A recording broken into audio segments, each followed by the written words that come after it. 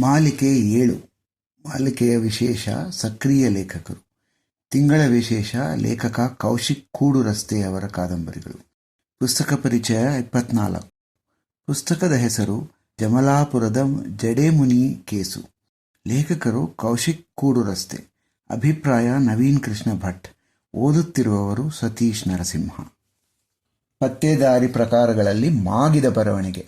ಸನ್ನಿವೇಶದಿಂದ ಸನ್ನಿವೇಶಕ್ಕೆ ಕುತೂಹಲ ಹುಟ್ಟಿಸುವಂತೆ ಕತೆ ಹೆಣೆಯುವ ಪಳಗಿದ ಲೇಖನಿ. ಓದುಗರನ್ನು ತದೇಕ ಚಿತ್ತದಿಂದ ಓದಿಸುವಂತೆ ಮಾಡುವ ನಿರೂಪಣಾ ಶೈಲಿ. ಇವೆಲ್ಲವೂ ಕಾಣುವುದು ಕೌಶಿಕ್ ಕೂಡು ರಸ್ತೆಯವರ ಪತ್ತೇದಾರಿ ಕಾದಂಬರಿಗಳಲ್ಲಿ. ಕೌಶಿಕ್ ಅವರ ಇತ್ತೀಚಿನ ಕಾದಂಬರಿ ಜಮಲಾಪುರದ ಜಡೇಮುನಿಯ ಕೇಸು.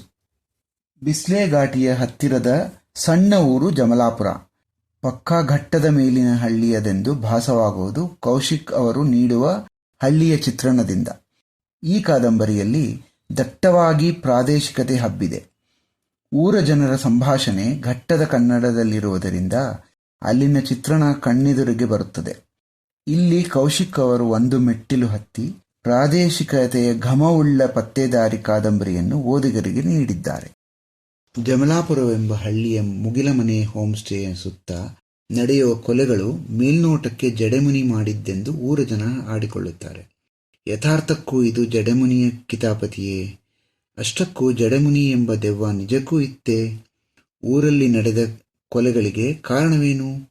ಹೋಂಸ್ಟೇಯ ಬಗೆಗಿರುವ ಕಥೆಗಳು ಯಾವುವು ಎಂಬುದಕ್ಕೆ ಅತ್ಯಂತ ಕುತೂಹಲಕರವಾದ ಈ ಕಾದಂಬರಿಯನ್ನು ಓದಬೇಕು.